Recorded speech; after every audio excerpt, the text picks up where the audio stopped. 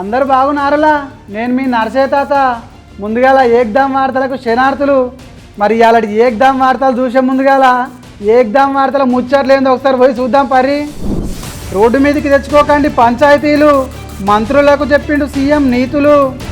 ఎటుపోతుంది మీ job calendar, మాట తప్పిందంట రేవంత్ సర్కార్. దొరికింది మరో బంగారు ఘని, ఇక తీసుకుందాం బాగా తవ్వుకొని. మర్డర్లు యాక్సిడెంట్లు అవుతుంటే చూస్తుండ్రు జనం, మరి పడుతుండ్రు పోటీలు ఫోటోల వీడియోల కోసం. పిటానపిరమైన టమాటా 1 కిలో 600 అంట. ఇగో ఇవాళ ముచ్చట చూసిరా అనులా. ఇగో ఇంటి పంచాది ఇంట్లోనే పెట్టుకుంటే ఇంట్లోనే అయిపోతుంది. రోడ్డుకి ఎక్కితే రచ్చ అవుతుంది, వచ్చిపోయేటోళ్ళకు సంద అవుతుంది, లేనిపోనోళ్ళు పెద్ద మనుషులు అవుతారు. అందరూ పంచాలు చెప్తారు, వాళ్ళది అక్కడ పెట్టుకొని మందికి ఎగిరని చెప్తారు. అగో ఓ ముసలాడా ఎవరి గురించి చెప్తారు అనుకుంటారా? గదేనుల్లా మన తెలంగాణ సర్కార్లా ఇప్పుడున్న సర్కార్లనట మంత్రులు అందరూ గొడవ పడుతురట, ఒకరి మీద ఒకరు నిందలేసుకురట, గ్రూప్ రాజకీయాలు కూడా చేస్తురట. ఇట్లా చేస్తే బాగుండదని సర్కార్లా రేవంత్ సారు అందరికీ గట్టిగా వార్నింగ్ ఇచ్చినట. ఏందో తెలుసుకుందాం పరి ఒకసారి. ఈ మధ్య తెలంగాణ మంత్రులు ఒకరిపై ఒకరు రోడ్ల మీదనే మాటలు అనుకుంటున్నారు. నా ఇలాకాలో నీ పెత్తనం ఏంటని, నీ బెదిరింపులు ఏంటని బహిరంగంగానే అడుగుతున్నారు. ఒకవైపు జూబ్లీహిల్స్ ఉప ఎన్నికను సవాల్గా తీసుకుంది రాష్ట్ర నాయకత్వం. అసలే గ్రూపు రాజకీయాలతో సతమతం అవుతున్న క్యాడర్కి తలనొప్పిగా మారింది. మరి మంచి ఉంటే మందిలో చెప్పమని, చెడు ఉంటే చెవిలో చెప్పమని నిన్న జరిగిన కేబినెట్ మీటింగ్లో సీఎం గుస్స చేసిండు. మరి రోడెక్కితే ప్రజలకు ప్రతిపక్షాలకు చులకన అయితమని గట్టిగా వార్నింగ్ ఇచ్చిండు, గుట్టుగా ఉండుమని. ఇంటి పంచాయతీ వీధుల్లోకి తేవద్దని గరమయ్యిండు. ఇప్పటికైనా మంత్రులు మారుతారో లేదో చూడాలి. మరి చూసిరు కదనులా, మంచి మాట అయితే ముంగడ చెప్పాలి, చెడు ముచ్చట అయితే చెవులో చెప్పాలి. అవతల కెరక కాకుండా జాగ్రత్త పడాలి. అవతల కెరక అయితే ఏమవుతుంది, గుట్టు రట్ట అవుతుంది, ఇలువ పోతుంది, పంచాయతీ రోడ్డుకి ఎక్కుతుంది, మానం పరుగు పోతుంది. అట్లని కాదుల్లా ఇంకోటి కూడా, ఇంటి పెద్దడగా ఉన్నటువంటి పెద్ద మనిషి విలువ కూడా పోతుంది. ఇవన్నీ విలువలను కాపాడుకోవాలని చెప్పేసి సర్కార్లా రేవంత్ సార్ చెప్పుకొచ్చినట్ట మంత్రులకు.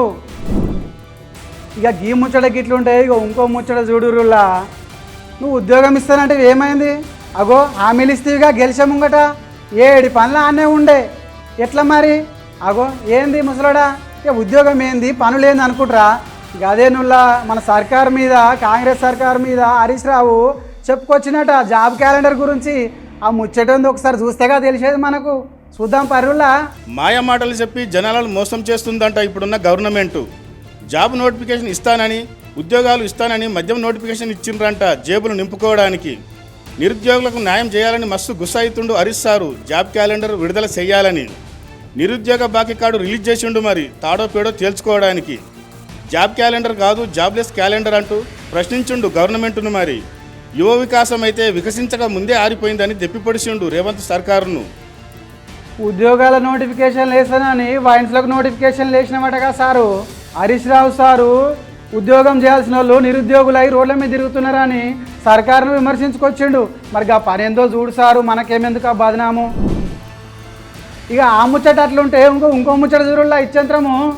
అదే ఏందనుకుంటారా, నా పిల్లకు రేపు పొద్దుగాల పెళ్లి చేస్తే 20 తులాల బంగారం కొంట, 40 తులాల ఎండి కొంట.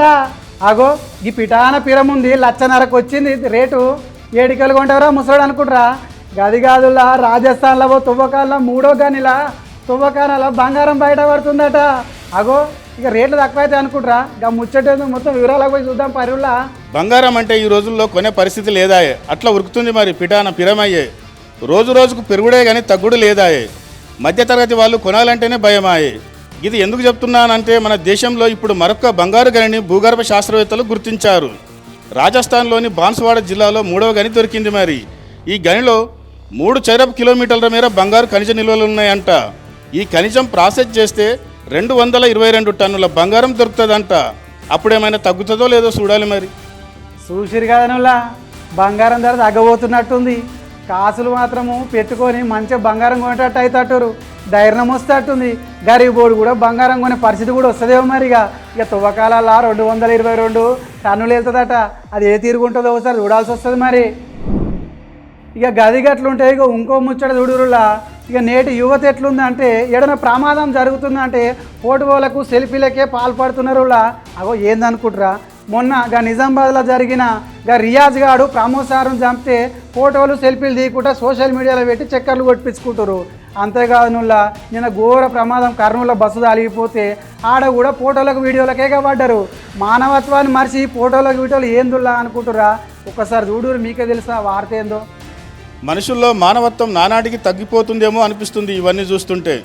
మొన్న నిజామాబాద్లో కానిస్టేబుల్ ప్రమోద్ కత్తిపోట్లకు గురై చావు బతుకుల్లో కొట్టుమిట్టాడుతుంటే చుట్టున్న జనం ఫోటోలు వీడియోల కోసం పోటీ పడ్డారే కానీ సాయం చేయలేదు, పోలీసులకు సమాచారం ఇవ్వలేదు. మరి గంతగా లీనమైనరు సోషల్ మీడియాలో పెట్టనీకే. కమిషనర్ సాయి చైతన్య సార్ బాధపడ్డాడు ఈ విషయం చెప్పుతూ. నిన్న కర్నూలులో జరిగిన బస్ ప్రమాదం కూడా గంతే. చుట్టూ జనాలున్నా ఎవరు పట్టించుకుంటలేరంట ఫోటోలు వీడియోలు తీస్తూ. ఈ సెల్ ఫోన్లు అంతమైతే కానీ మామూలు మనుషులు కారేమో మరి. ఈ అన్యాయం పాడుగాను ఎట్లా మారుతారయా మీరు? పానాలు వదికు పానాలు పోతుంటే ఈ ఫోటోల మీద ఈ వీడియోల మీద సోకులు ఎక్కువైపోతున్నాయి. ఏది పెట్టాలనో ఏది పెట్టొద్దో తెలియకుండా మర్చిపోతున్నారు. అటు పానాలను కాపాడేది ఇడిచిపెట్టి ఈ ఫోటోలు ఏంది, ఈ కథలేంది? మానవత్వం లేకుండా పోతుంది రోజు రోజుకు మనుషులల్లా. ఒకనాడు ఒక కాలంలో పానంకి ఎంత విలువ ఉండదో తెలుసా? ఆ రోజు పైసా తక్కువ ఉంది, విలువ ఎక్కువ ఉంది. ఈరోజు పైసా ఎక్కువ ఉంది, విలువ తక్కువ ఉంది.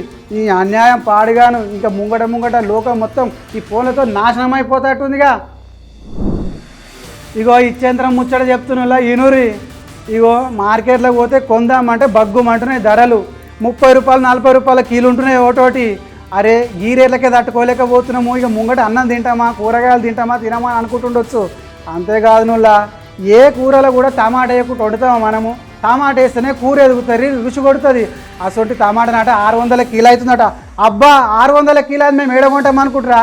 మన గురించి కాదుల్లా, ఇక పాకిస్తాన్లోనట. ఆ కథ ఏందో చూద్దాం పరి ఒకసారి. కూరగాయల ధరలు ఎప్పుడు ఒకేలా ఉండవు, సీజన్ బట్టి మారుతుంటాయి. అప్పుడప్పుడు 10-20 పెరిగితే మస్తు బాధపడతాము బాగా పెరిగినాయని. అమ్మేటోళ్ళతోని బేరాలు చేస్తాము తగ్గించమని. కానీ ఒక దేశంలో కిలో టమాటా 600 అయింది. మరి అది ఎక్కడో కాదు, పాకిస్తాన్లో.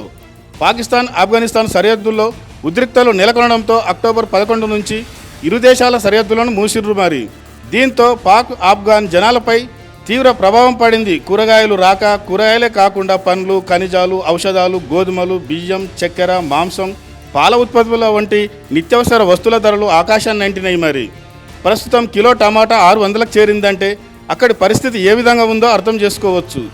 పాక్ ఆఫ్ఘాన్ గొడవలు ఎప్పుడు తగ్గుతాయో, ఎప్పుడు ధరలు కిందికి దిగి వస్తాయో ప్రజలు ఎదురు చూస్తున్నారు. చూసినారులా పిల్లులు కొట్లాడితే కోతికి సందైనట్టు ఆ ఆఫ్ఘనిస్తాన్లో పాకిస్తాన్ వాళ్ళు యుద్ధాలు చేసుకుంటే ఒక్కడేసారి డబేల్ మాని కూరగాయల ధరలు పెరిగినాయట. పాపం ఎట్లా తింటారో ఎట్లుంటారో. ఒక టమాటానే కాదులా నిత్యావసర వస్తువుల ధరలు మొత్తం పెరిగినాయట. మనమైతే ఇంకా అదృష్టవంతులము. 30-40 రూపాయలకే ఓర్చుకోలేకపోతున్నాము. పాపం 600 రూపాయలకి ఎట్లా ఓర్చుకుంటారో ఎట్లా తింటారో ఏం పాడో. చూసిరు కదా ఇలాంటి వార్తలు. మళ్ళా రేపటి ఏకదాం వార్తలలో మళ్ళా కలుసుకుందాం. అంతవరకు మళ్ళొకసారి శనార్థులు పోయేస్తానులా. Please subscribe to the channel and download the Politicos app from the links in the description.